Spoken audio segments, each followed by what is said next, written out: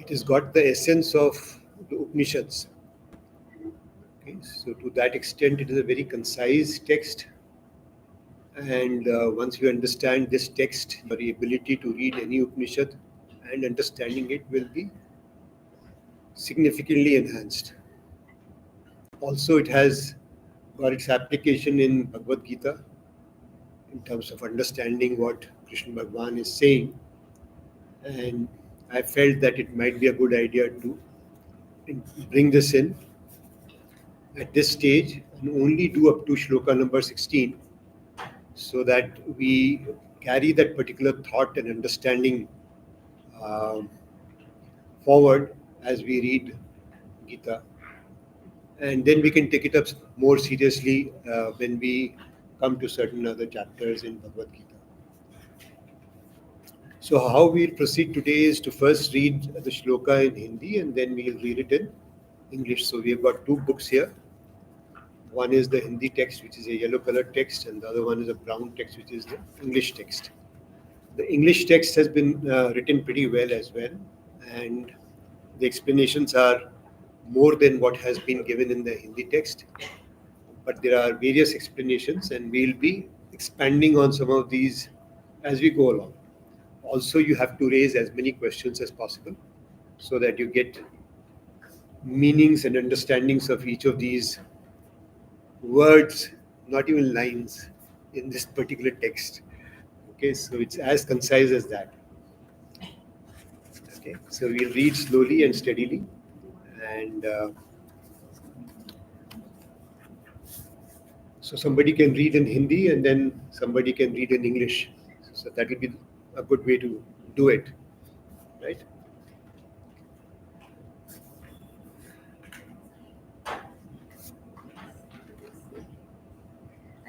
Can I put this chair? No, you can come and sit here also.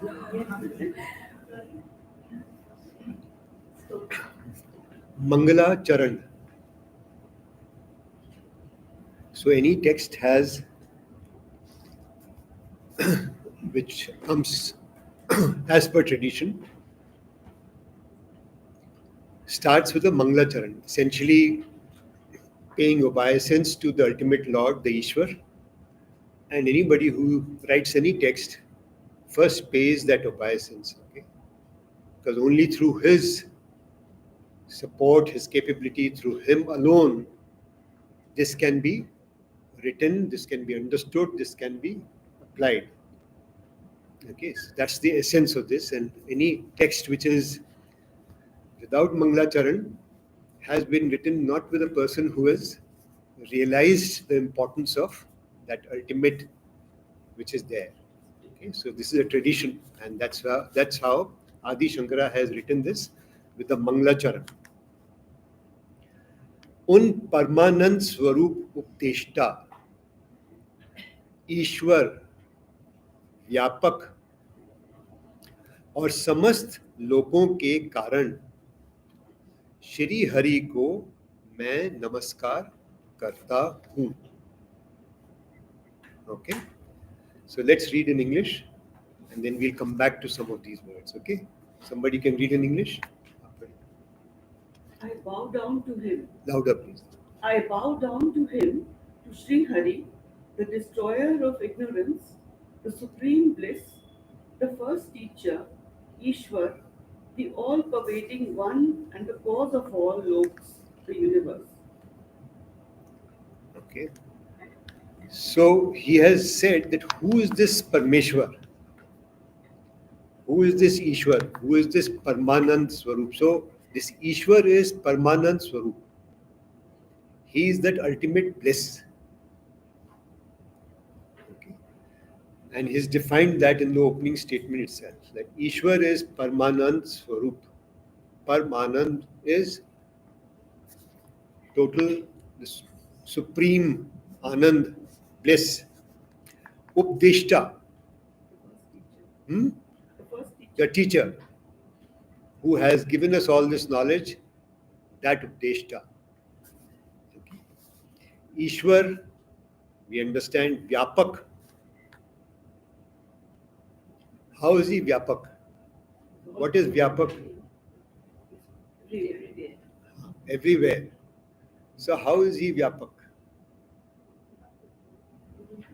So both in the context of Brahma as that ultimate, as well as that manifested form of Brahma, Ishwar, Vishnu, Krishna, in both fashions, okay, both in the Nirgun as well as in the Sagun, he is Vyapak. He is everywhere. And we have read that just now in chapter 5 as well, that the subtlest thought also he is the witness to that. Right?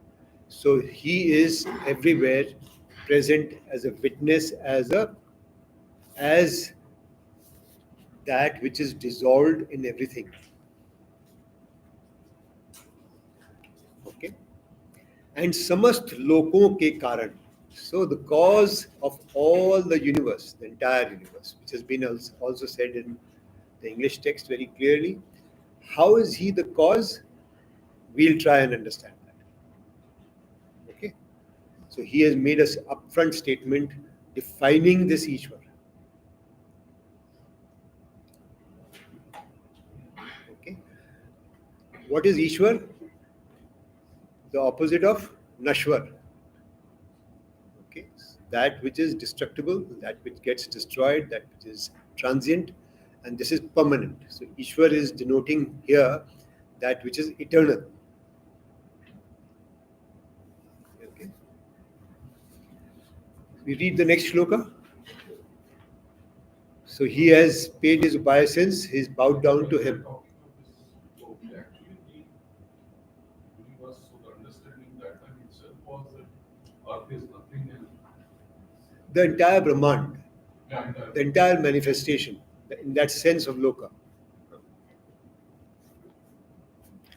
Granth ka prayojan. What is the way, what is the purpose, what is the objective?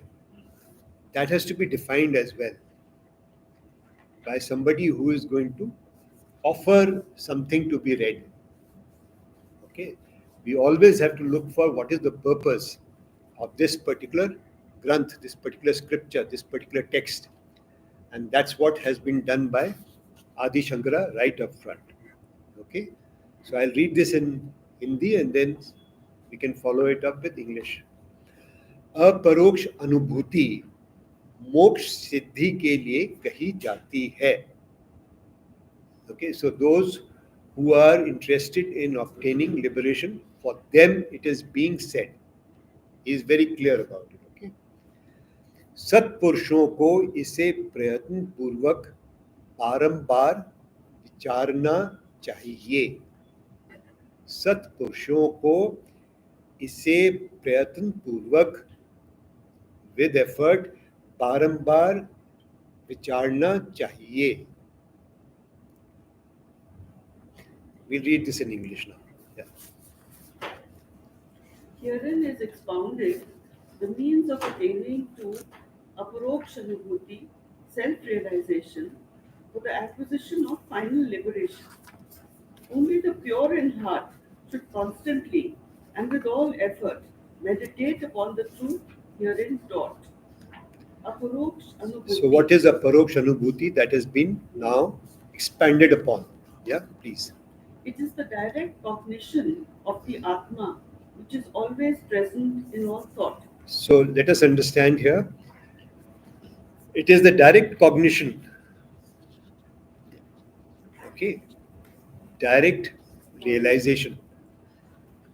So, he opens this text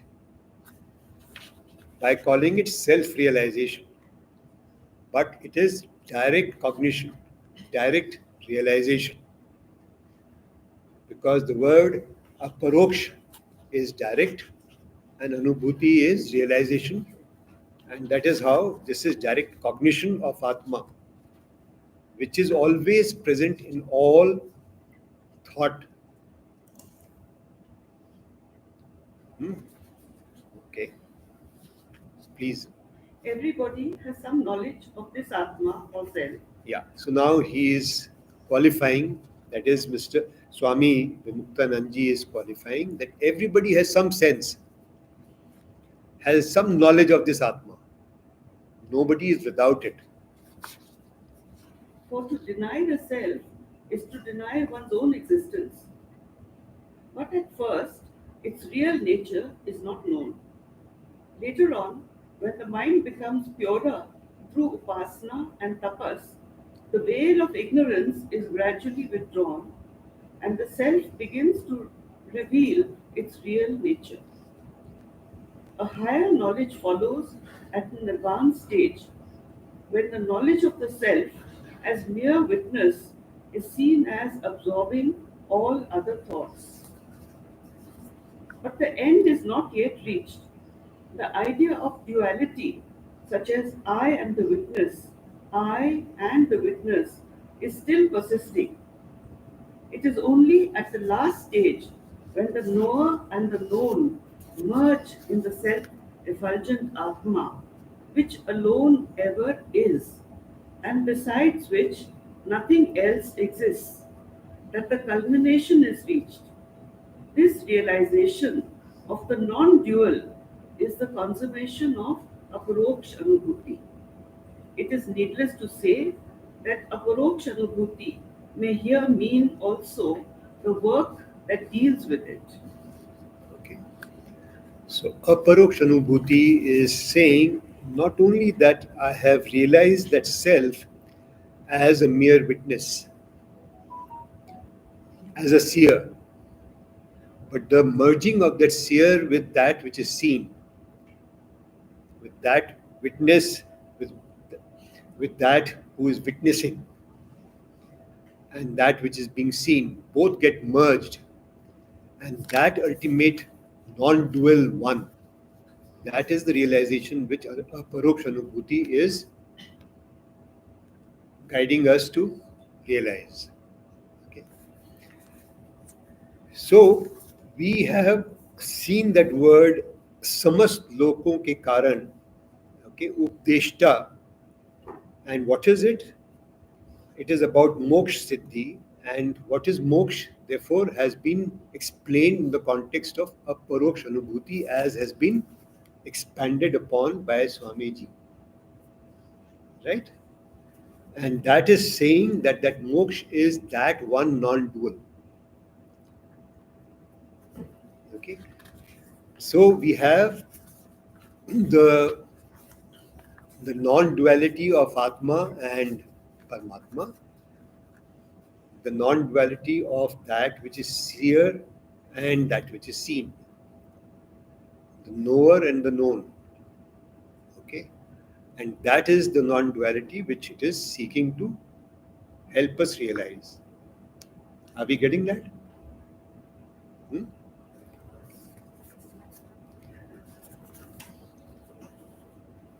सत्पुरुषों को इसे प्रयत्न पूर्वक, सत्पुरुष, those who have various gunas, okay, they are Satpurush. They have purified themselves. Satpurush are people who have purification. How do we purify ourselves? Through the process of Karma Yoga. Right? What are the elements of Karma Yoga? Ishwar Arpan Karma and Phalasakti Rahit Karma. So, such people who have purified themselves through the process of Karma Yoga as a process of purification. And there is another set of processes which are there in chapter 13, which we'll come to, which is a Manitva Adi, right? Which you have read, some of you have read. So those processes, when you follow, then you become purified. Either or. It is not that that is the only path, this is also the path. Okay, I'm just giving you a reference. Sat Purushon ko, so those who have purified themselves, unko effort, prayatn purvak, barambar, constantly engaged, again and again, persevere, विचारना चाहिए. किसको विचारना चाहिए? इस अपरोक्ष अनुभूति को विचारना चाहिए. what has been said in this has to be read again and again, and you have to think about it again and again to be able to understand the depth of this particular subject, this text. Okay. So, should we go to the next shloka? So, I mean, it's obvious all of us know it. But when we say moksha, like and again we are discussing, it's not a place, it's a realization. So, unfortunately, all the rituals which are used are, they convey it's a place. And I will take Atma there or take you there. Correct. Whereas if you go to the now that we are sitting here, you get the original, Absolutely. very different meaning altogether. Absolutely. There is no heaven as specified in our Hindu text. Meaning is a state, It is. which is like a state. It is a state. Self-realization, the first word itself is that of a state. Okay, which is direct realization is a process of that realization. Of what? That which is you yourself. Tattvamasi, that I am. Okay. So to realize yourself that I am that or that I am is the goal. That is the purpose of this particular text. You gave me an outstanding Tao of physics. It's amazing. But the whole point is whether you go there or you go here. The whole thing is like unknowable. What was there before Big Bang? Yeah. No one on earth can explain it, and I think this is very profound. What created that? The Big Bang itself is where we are going here. We'll try and understand that, and we'll realize it also as we progress over the next. That's the ultimate. Right now, my mind can't even conceive of it, let alone understand. We'll realize it also slowly. So this book is very good. It's the name is Tao of Physics. Okay, so those who are technically and scientifically minded, they will find it interesting as to how science also approaches the subject and finds they come to a certain point beyond which they can't explain. It's a mystery. Right? And that It so beautifully says that every time they explain, some exception comes. Like you start to think of Newton, it goes on to Einstein. That every time you come with laws of motion, there is something which is unexplainable. And you go to quantum, then you go to atoms, then you go to neutron, and then you go beyond that, and finally you reach the quartz particle. So every time you reach there is something which is unknown. And in the end, it all merges. There is no weight, there is no substance. Everything is form of, I don't know, It's illusion. energy. It's all mysterious. It's mysterious. So that's actually what I'm saying. Whether you go through science or whether you go through spirituality, it's all still mysterious. Because that's form everything. All the objects. Everything is moving. As within the atom, everything is moving.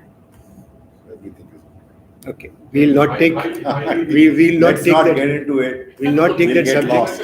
Highly recommended. We'll get lost. We'll not take up that book and the equations in that because that's a separate subject Yeah. which we can expound upon. But here we are back to the shloka number 3 now. So the subtitle in the Hindi text is called Sadhan Chatushtaya. Okay? Chatushtaya. Sadhan Chatushtaya.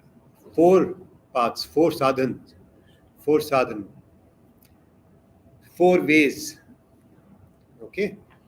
अपने वर्ण आश्रम धर्म और तपस्या द्वारा श्री हरि को प्रसन्न करने से मनुष्यों को वैराग्य आदि साधन चतुष्टय की प्राप्ति होती है।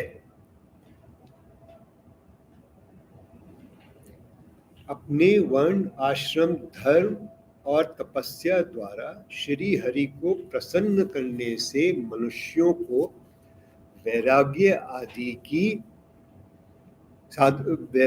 आदि साधन चतुष्टय की प्राप्ति होती है। We'll read that in English. The four preliminary qualifications, the means to the attainment of knowledge, such as vairagya, dispassion, and the like, are acquired by men by propitiating Hari, the Lord, through austerities and the performance of duties pertaining to their social order and stage of life. The four preliminary qualifications, these are vairagya, dispassion, vivek, discrimination, shama, क्षमाष्टि संपत्ति, समाधि षट संपत्ति, samadhi, शम आदि आदि sampatti. षट संपत्ति, 6 treasures such as shama, the control of the mind and the like, and mumutva, yearning for liberation from the bondage of ignorance. So let's understand this. So there are 4 ways which are prescribed, which will help us to please the Shri Hari. Okay? अपने वर्ण आश्रम धर्म. No, sorry. There are 4 ways which have been prescribed as the basis to understand and follow this path to realize yourself. Okay? What are these? They will talk about it subsequently. अपने वर्ण आश्रम धर्म. What is वर्ण आश्रम धर्म? According to our capabilities, that is one. Ashram is stage of life, okay, which has been written here in English as performance of duties pertaining to their social order and stage of life. Okay, he has translated it as social order, and I am translating it as according to one's capabilities. One is according to our capabilities. Ashram is stage of life. Performing duties according to our capabilities and our stage of life. Or tapasya dwara. Okay, which is given here as austerities. Okay, so we'll understand this word tapasya as we go along. There are various connotations to it, but we'll not expand on it just now. Okay, we'll just call it austerities. That is fine at the moment. Shri Hari को इन दो चीजों से by performing our duties according to the stage in life and according to our capabilities and doing austerities, we will please the Lord. And only when we please Him, we are given this sadhan, 4 sadhans, they come to us.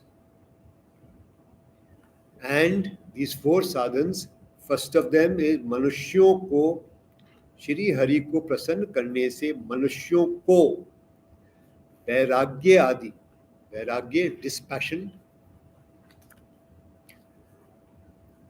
is vairagya, and such other treasures are given, प्राप्ति होती है. Okay, sadhan chatushya. There are 4 sadhans which we are going to talk about. Which are the 4 sadhans which has been explained by Swamiji here? First is vairagya.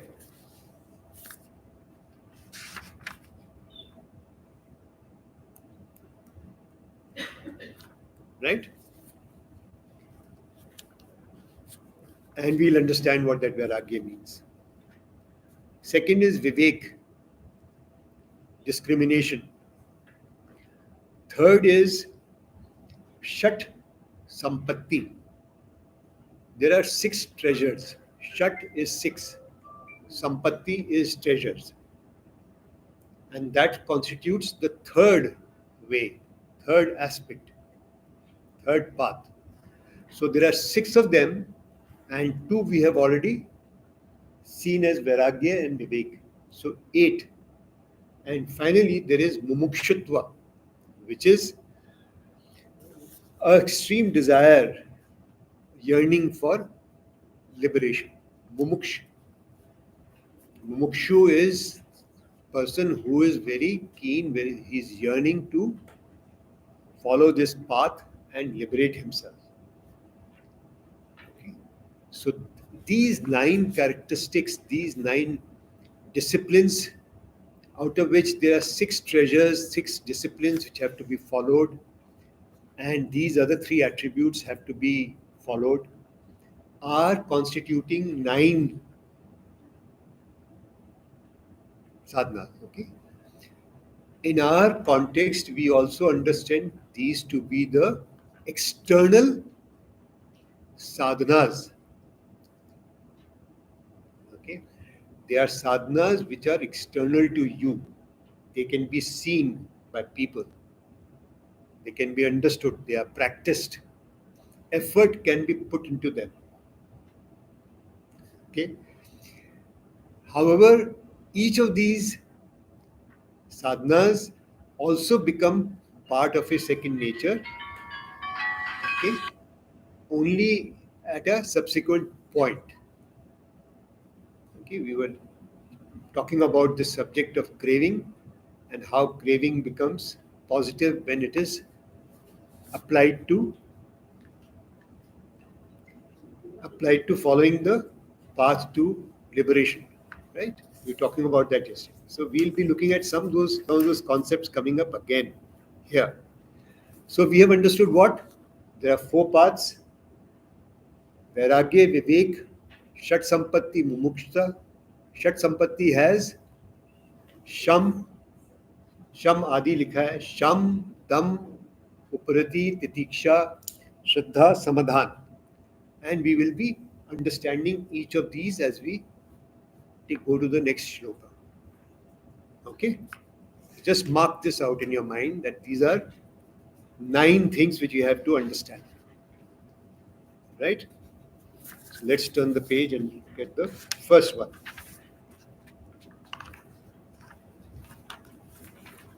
What is Vairagya?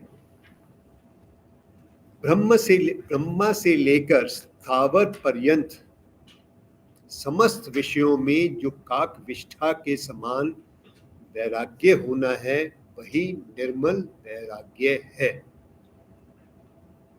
Okay, so let's read this in English. We'll come back to looking at each of these words and their expansions a little more subsequently. You're going to read that? Yes. The indifference with which one treats the excreta of a crow, such an indifference to all objects of enjoyment from the realm of Brahma to this world, in view of their perishable nature, is verily called pure Vairagya. Pure Vairagya. One may be indifferent to the enjoyments of this world only in expectation of better enjoyments in the next. This kind of indifference is tainted with desires which bar the door to knowledge.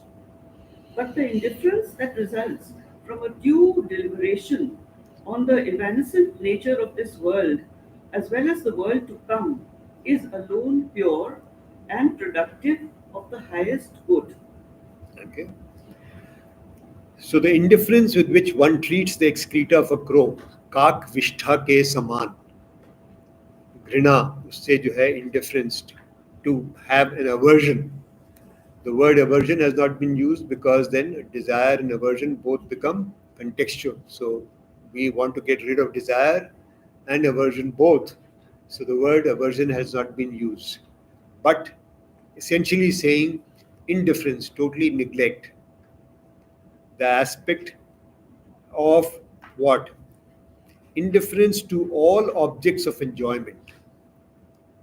From the realm of Brahma, which is the ultimate, to this world, which is in which is the smallest things, from the smallest things, Thavar Paryant, that which is smallest immovable thing, to the ultimate Brahma. Every small speck, everything, every thought, every aspect is, we are going to be indifferent to that. Why? Because it is of perishable nature. Right? This is pure Vairagya. Now he has expanded on this to say that if it is with an expectation that I will get something in the next birth, then that is not pure. Okay? I think it also knocks out completely the theory of Swarga. Absolutely. Heaven. Absolutely. Because when you say Vairagya, there is no aspiration now, no aspiration after that. Correct.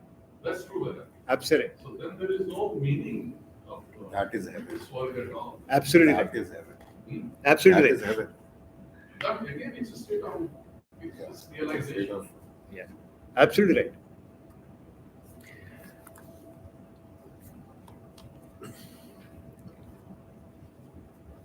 Brahma से लेकर स्थावर पर्यंत, so all the small sukha we get, happinesses, sorrows we get, anything subtle, all that is perishable.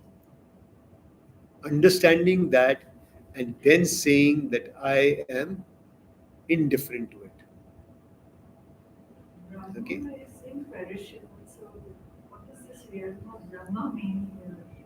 That which is infinite in that context. So anything which is finite to that which is infinite, actually speaking, that is what it is. So within a small speck of dust also, there is infinity. Okay, that infinite which is within that speck of dust to the infinity which is there in the entire universe. So we can go from this planet to the next one, to the next galaxy, and so on and so forth. So it's almost as if infinite, right? Entire manifested space? Or Anything. But it's not only space. It could be thought. I brought that up specially. Small dukha, sukha, subtle feeling of happiness, sorrow, all those are perishable. One is even science also says there also. Even Time is also of time is no. finite. It is the beginning and the end. Absolutely. So it is also perishable. Neither space, nor time, nor thought. Absolutely.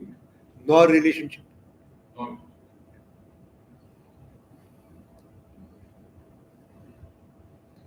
So it is beyond time, space, matter, thought, and any relationship. Okay? Because all those are in the category of perishable. perishable. We go to the next one. आत्मा का स्वरूप नित्य है और दृश्य उससे विपरीत अनित्य है. ऐसा जो दृढ़ निश्चय है वही आत्म वस्तु का विवेक है. सो व्हाट इज विवेक? आत्म वस्तु का विवेक है is the ability to say that which is nitya and that which is anitya. Very simple. Right? Let's read that in English as well. We'll come back to this. Atma, the seer, in itself is alone permanent. The seen is opposed to it, transient. Such a settled conviction is truly known as discrimination. Atma. In this ever changing world, there is one changeless being as witness of all these changes. This permanent, ever seeing being is Atma, the seen. This comprises everything other than Atma, such as objects of the senses, the senses, the mind, and the buddhi. Okay. So we have used the word Vivek as we have read the Gita. Vivek is the ability to discriminate. And what is that discrimination? That discrimination between that which is permanent, eternal, and that which is transient. Okay. Any question? This has to be Dhrida Nishchay means confirmed, totally confirmed. So there are people, there are texts which will say that if this gets confirmed, then you have realized that ultimate yourself.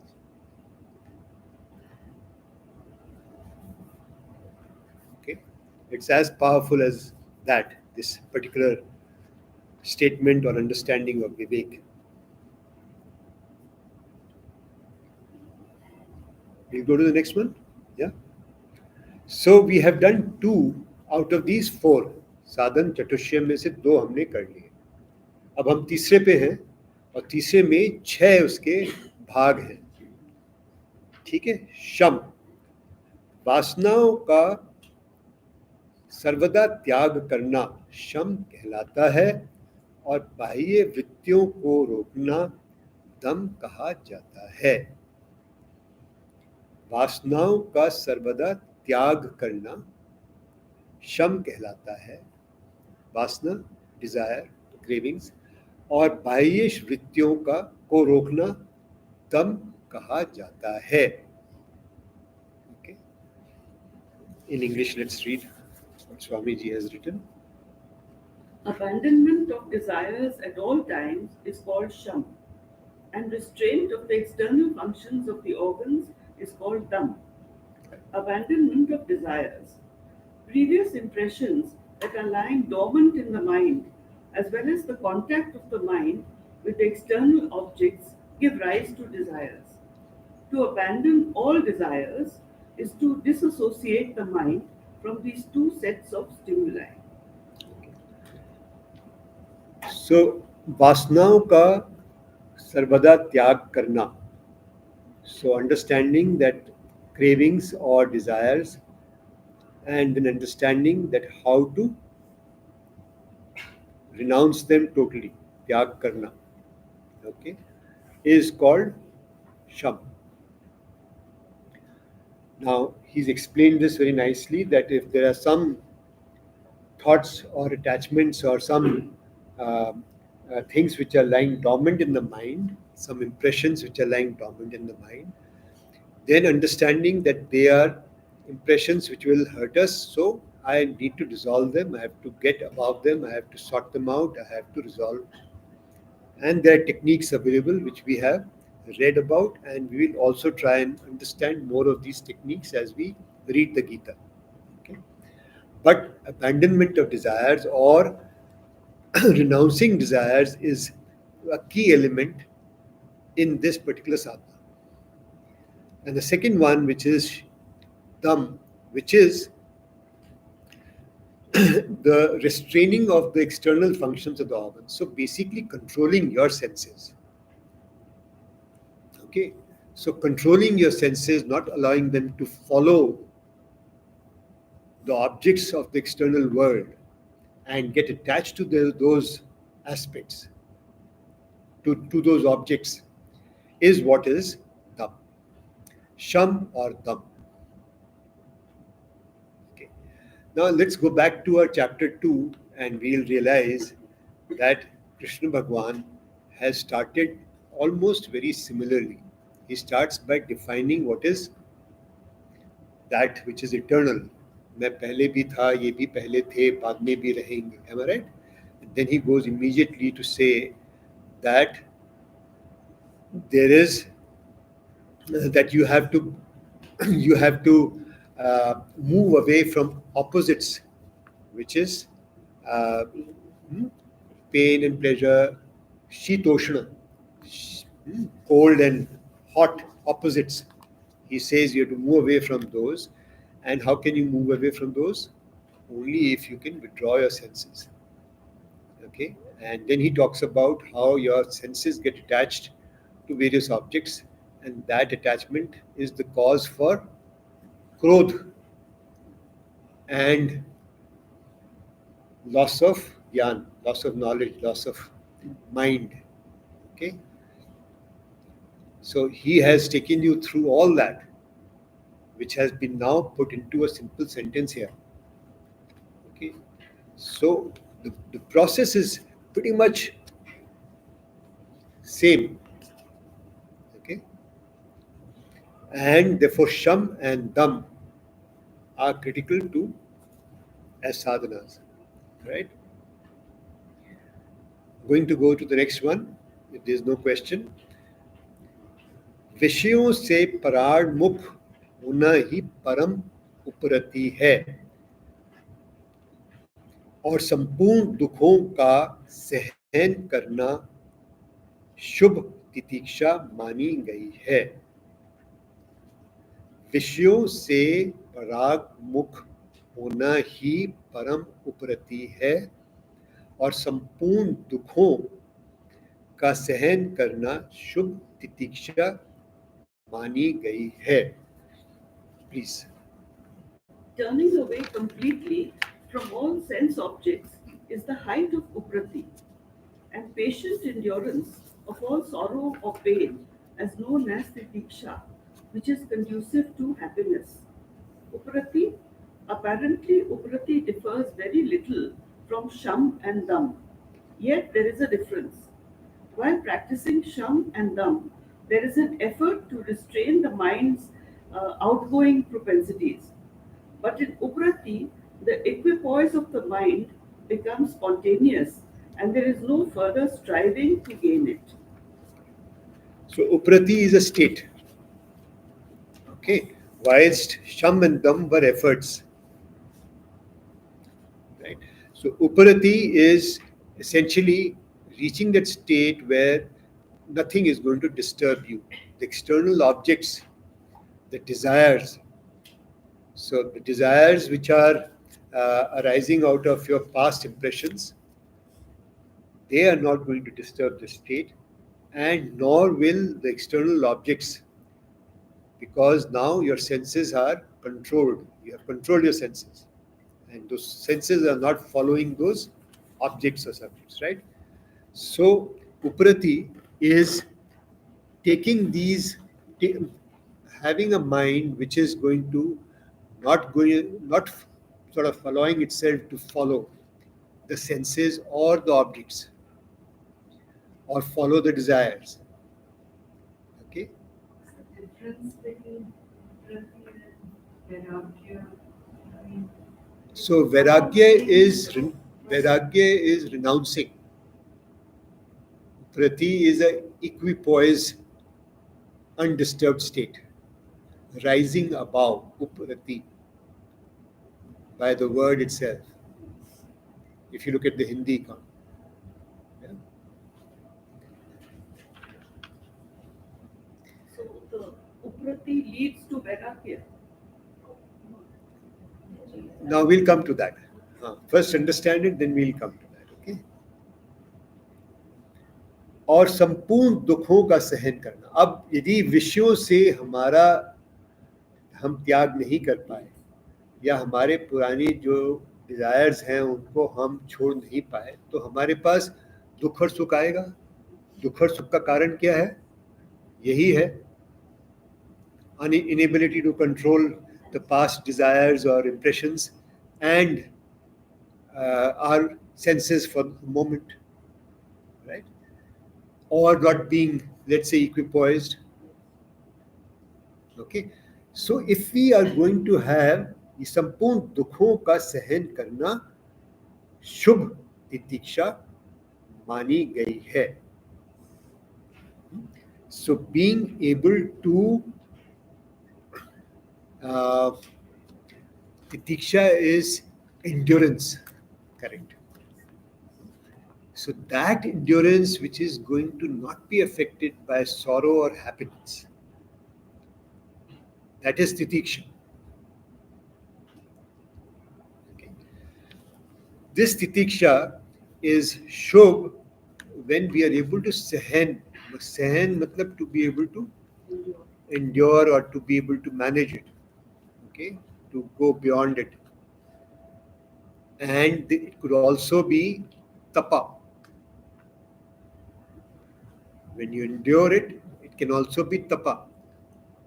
So I said tapasya, that's why we'll hold on to it. We'll keep figuring it out. Okay. So that endurance could be also in the form of tapa, in its certain aspect, in its certain nature, in its certain swabhav. Okay.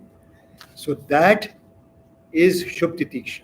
Sampurn dukhon ki, all the sorrows, all the fears. Sorrows are not, dukhas are not only just sorrows, all anxieties, all fears, all negativity.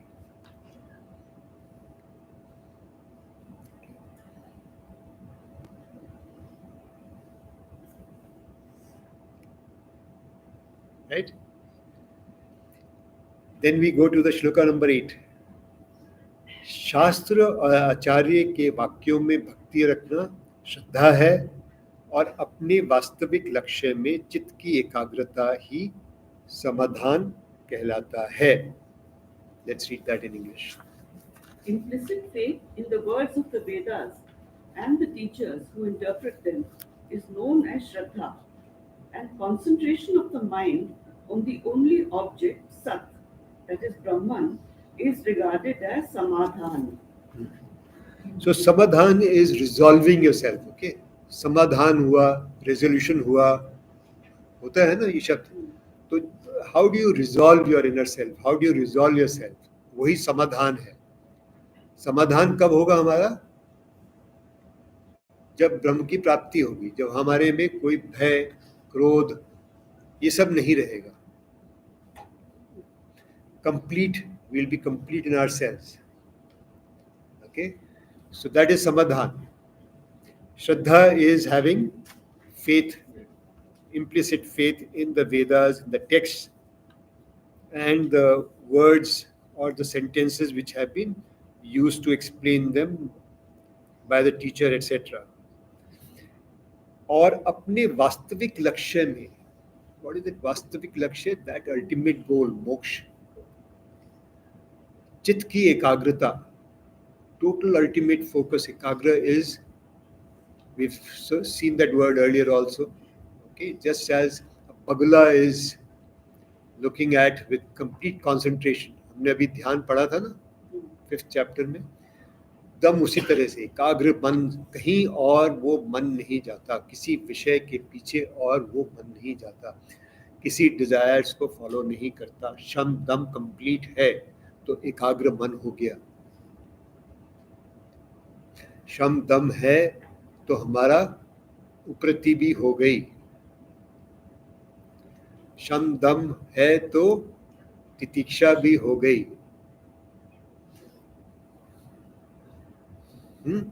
श्रद्धा और समाधान भी हो गया. तो इतना important है शम दम का. आर यू गेटिंग शम दम? व्हाट इज शम? Controlling the desires. Desires. Have the desires. Right.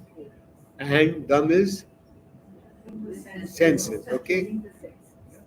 So only then you can get that ekagrata. How do you control them? We'll be understanding that as well. Shamdam कैसे होगा वो भी हमने पढ़ा है सब कुछ, पर now we'll focus on it again and again as to how to do that. Okay, it's given there in chapter 3 also, 4 also, but we have not focused on it because it doesn't sort of register till the time you don't know why it is being said. Okay. So we have done 6 of these now. What have we done? Sham, Dam, Uprati, Titiksha, Shraddha, Samadhana. And we did 2 more earlier, Vairagya and Vivek. Right? Right? Okay. And then last one is Mumukshuta. Mumukshuta. प्रभो मेरी संसार बंधन से कब और किस प्रकार मुक्ति होगी, ऐसी जो सुदृढ़ बुद्धि है उसी को मुमुक्षुता कहना चाहिए. That complete dedication to that objective is called mumukshuta of realization. Right? Please. When and how shall I, O Lord, be free from the bonds of this world, births and deaths. Such a burning desire is called mumukshata. Mumukshata, this is the fourth sadhana.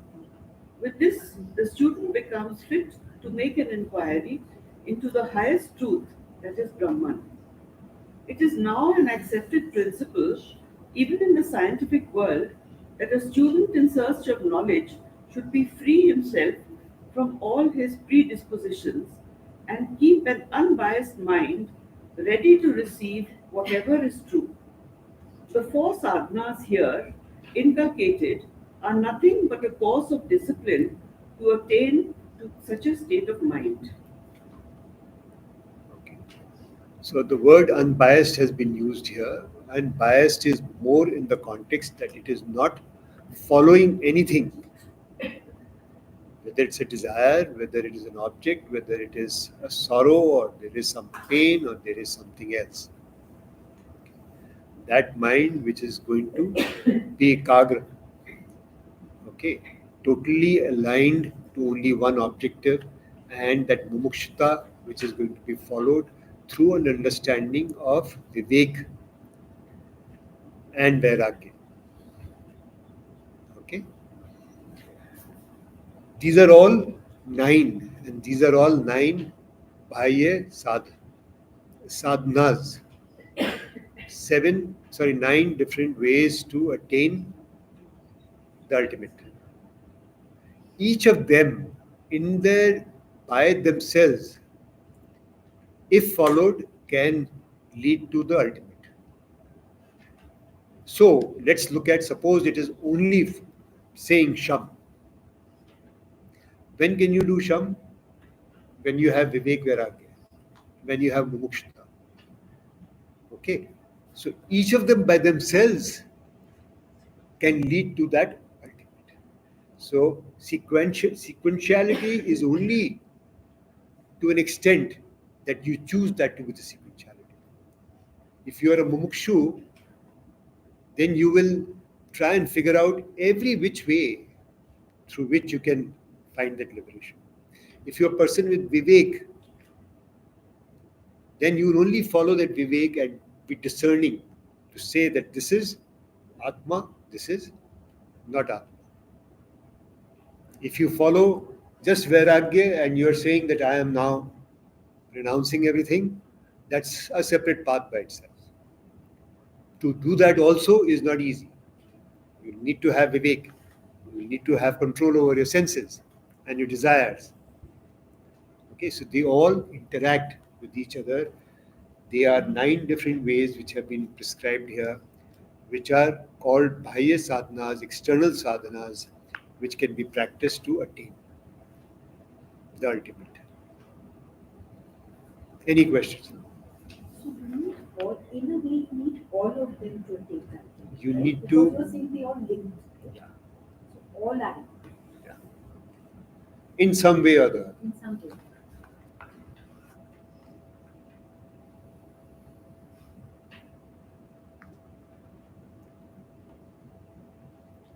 We don't have to be super intelligent to realize what is unknowable for ordinary people like us and aspire. Any ordinary person who does not even have vivek will be able to realize the ultimate. I think that at this point we all know it intellectually, but we cannot practice it in our daily life. Like I know this, but I can't see. I can't be the witness and see, so and see my earthly body, for instance. I can't see a separate, right? I can't see the gap. And even when I'm thinking, I don't feel the silence, or I can't see the connection to the divine in that silence, but I know people who can.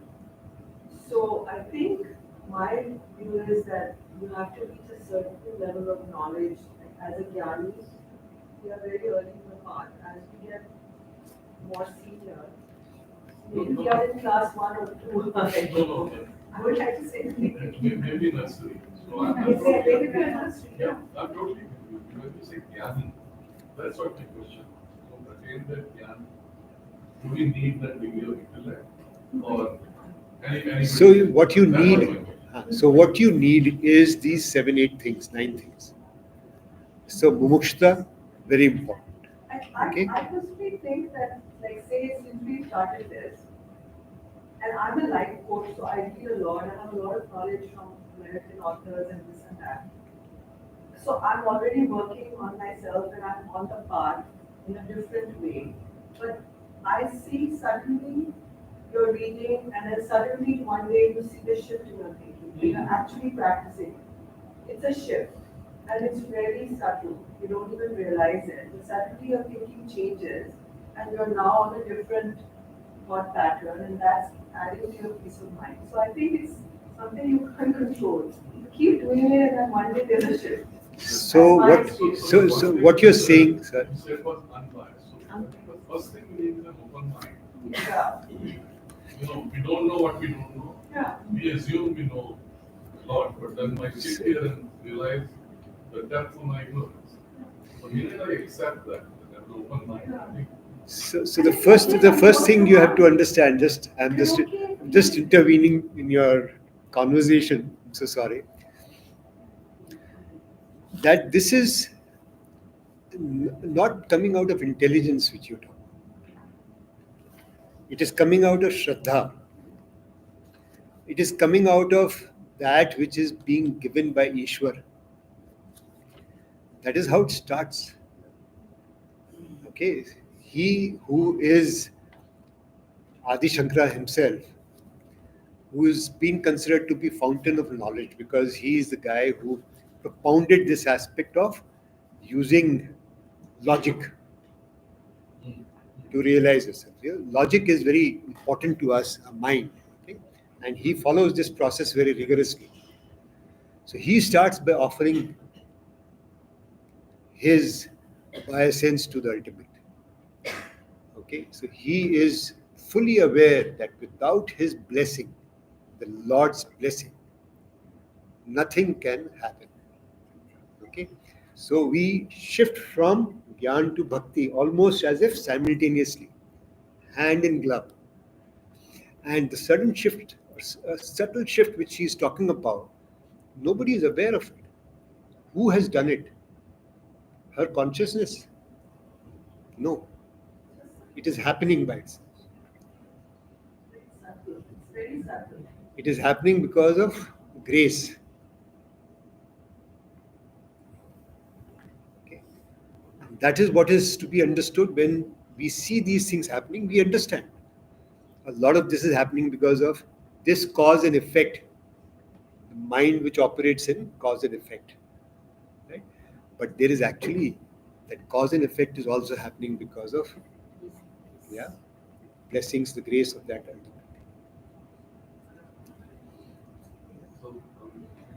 Very contradictory, then should we even do something? Because if things are planned a certain way, then, you know, But I raise the same point. yeah. That we are here because of the grace of God, and then what is our contribution? And then he says that you are here because of me, but after that your role begins. Yeah. Begins.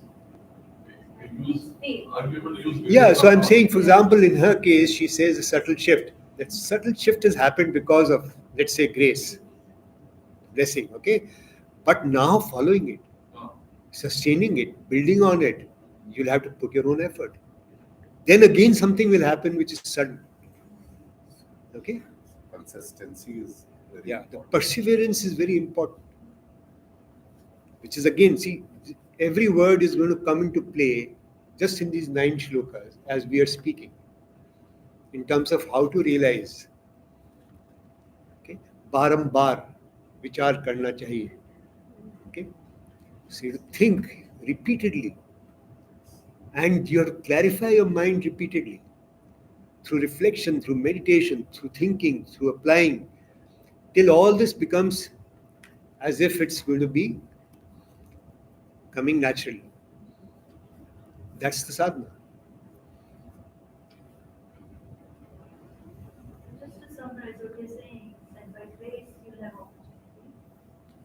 And then you have to apply yourself And you again. have to apply using the tools that you just learned, Or and then yeah. just keep on. Using all the tools you can manage to learn, apply. Okay, one ashram dharma anusar, okay, to tapasya, which has been mentioned there. Hmm? Then going on to vivek, vairagya, shamdam, rati, titiksha, shraddha, samadhan, and mumukshta. Once you start doing these things consciously, that's when the shift starts happening. You try one, you'll start seeing the shift. Okay. Try with Sham. I think you can't be in a hurry, you can't feel stressed. So that, oh, controlling your what is desire actually the itself shift? is a very big Just thing. happens This thing, to everything will natural, follow. gradual way. Yeah. I think it's also don't get look at the outcome. I think it's go with the flow, and really, I think that's what it is. That's what I'm taking away from You this know, then discussion. let's ask other people also, what do they feel? So you, What have you understood? What do you feel? What do you want to say? Anything? yeah. So you keep Yeah, the please. Well, just one enjoyment. second. Let's. So I Sorry. think there are various ways in which we can reach self-realization, and each person will find their own path that suits them, and they go